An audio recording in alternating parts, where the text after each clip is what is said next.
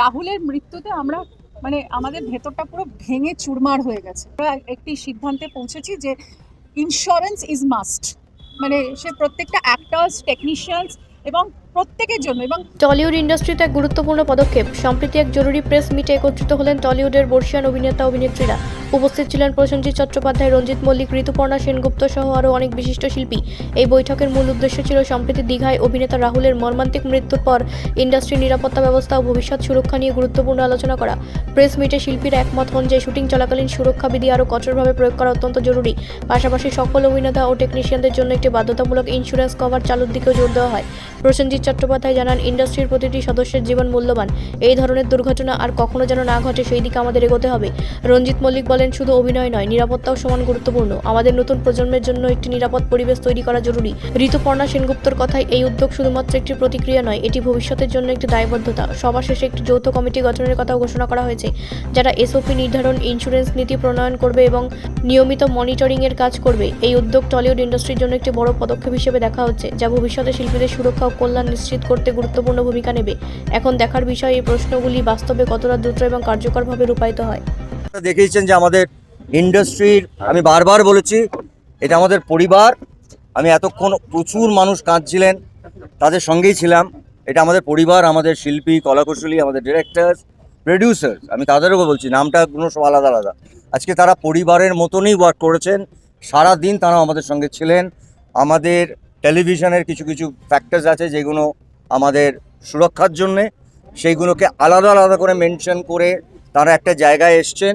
এবং আমরা কাজটা করতে গিয়ে দেখেছি হয়তো কিছু কিছু পয়েন্টস আমরা রেখিনি, আলোচনার মাধ্যমে এসছে এবং সেটাতে একটা জায়গায় এসছে যে 15 দিনের মধ্যে আমাদের একটা আর্টিস্ট, টেকনিশিয়ান, টেলিভিশন প্রডিউসার্স সবার মধ্যে একটা লেখাপড়া হবে এটা সুরক্ষার জন্যে। তারপরে আমরা বসেছি ব্যাক টু ব্যাক।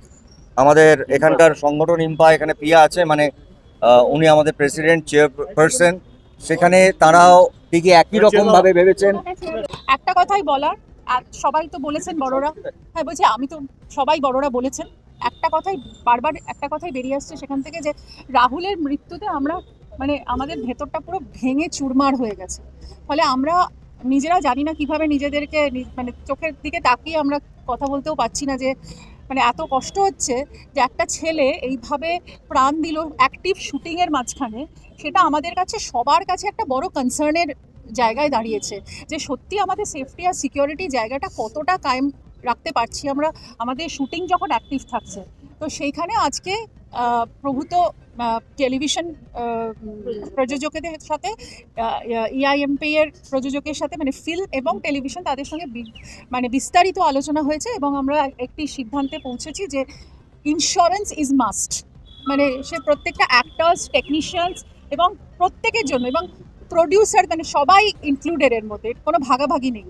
তো সেই জন্য আর কিছু ম্যান্ডেটরি কম্পেনসেশনের ব্যবস্থা করা হয়েছে, যেখানে হয়তো সেটের মধ্যে যদি টেম্পোরারি কোনো হ্যাজার্ড হয় সেখানেও কিছু ম্যান্ডেটরি কম্পেনসেশন করা হবে। অনেকে হয়তো মানে মানে ফর দ্য শর্ট টাইম কাজ করছে বা তাদের সাথে কোনো কন্ট্রাক্ট নেই, মানে এরকম যদি হয় তাহলে সেই জায়গাতেও আমরা সেখানে দেখভাল করব তাদের, সেটাও একটা জায়গা তৈরি হয়েছে। এসওপি হচ্ছে রিস্ক সিনগুলো না। হ্যাঁ, আর যতদিন এসওপিটা তৈরি না হচ্ছে, 15 থেকে 30 দিন লাগবে সমস্ত কিছু টেকনিক্যালি ডিটেলসগুলোকে ফ্রেমওয়ার্ক করতে উইথ আ লিগাল অ্যাডভাইসার।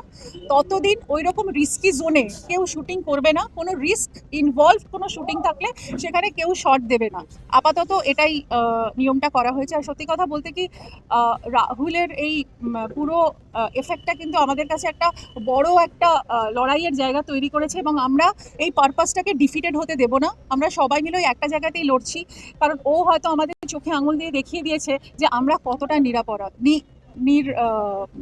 মানে কতটা আনসেফ, মানে কতটা আমরা নিরাপদহীনতা আমাদের গ্রাস করেছে। তো আই থিঙ্ক সেখানে আজকে সব বড়রা এসে আমরা সবাইকে, মানে আমাদের একটা জায়গাতে আমরা সবাই সম্মিলিত হয়ে একটা কথাই বলেছি, যে কেউ আমরা এখন সেপারেট নই, সবাই একসঙ্গে একযোগে এটা নিয়ে লড়বো, এবং আমরা একটা ভালো ভবিষ্যতের জন্য, যাতে সবাইকে একটা ভালো ইন্ডাস্ট্রি, একটা সেফ ইন্ডাস্ট্রি দিতে পারি, সেটার জন্য আমরা এগিয়ে যাব। রাখা হয়েছিল আর্টিস্ট ফোরাম এবং ফেডারেশন। আমরা চৌথ মিলে আমরা ব্যান্ড কালচার বা নন কর্পোরেশন কালচার থেকে দূরে থাকি, কিন্তু যেই ঘটনাটা ঘটেছে সেটা অস্বীকার করতে পারবো না। সেই জন্য সেই কোম্পানি বা তাদের ডিরেক্টরসদের সঙ্গে আমরা নন কর্পোরেশনে যাব। যতদিন না ওরা প্রমাণ করতে পারে যে তারা নির্দোষ বা তাদের কোনো দোষ নেই, তাদের কোনো ইয়ে নেই, পার্সোনাল কোনো ইয়ে নেই। এটা হলো একটা দিক যেটা আমি বললাম যে কোনো ব্যান বা এটা আমাদের সিদ্ধান্ত হয়েছে, যেটা বুম্বাদা বলবে। আমাদের যে ডাইরেক্টর যে আর্টিস্টগুলোকে ব্যান করা হয়েছে, যেহেতু আর আমরা আর্টিস্ট ফোরাম বা ফেডারেশন নই, আমরা একটা ইন্ডাস্ট্রি, একটা ছাদ। এবারে অনেকগুলো আর্টিস্ট ব্যান হয়ে পড়ে আছে এবং অনেকগুলো ডিরেক্টর তারা ব্যান হয়ে আছে। বুম্বাদা আমাকে 72 ঘন্টা টাইম দিয়েছে, 72 ঘন্টার মধ্যে তারা আবার ফিরবে, সেটাই বুম্বাদা আমাকে কথা দিয়েছে। এবং আমাদের যারা আর্টিস্ট যারা কাজ করতে পারছে, কারণ একটা রাহুল চলে যাওয়াতে আমরা বুঝতে পেরেছি যে শুধু চলে যাওয়া নয়, কাজ না করতে দেওয়াও একটা এমন একটা কষ্ট, সেটা আমার মনে হয় কি যাদের কাজ নেই তারা বুঝতে পারবে। তো সেই সিদ্ধান্ত আজকে নেওয়া হলো যে যারা ব্যান আছে তাদেরকে 72 ঘন্টার মধ্যে বুম্বাদা কী করবে, স্বরূপের সাথে কী কথা বলবে, সেটা তাদের ডিসিশন। 72 ঘন্টার মধ্যে তাদের ব্যানটা তুলে নেওয়া হবে বলে আমাকে কনফার্মেশন দিয়েছে। Thank you so much. Bureau report, রাষ্ট্রীয় প্রসার বাংলা।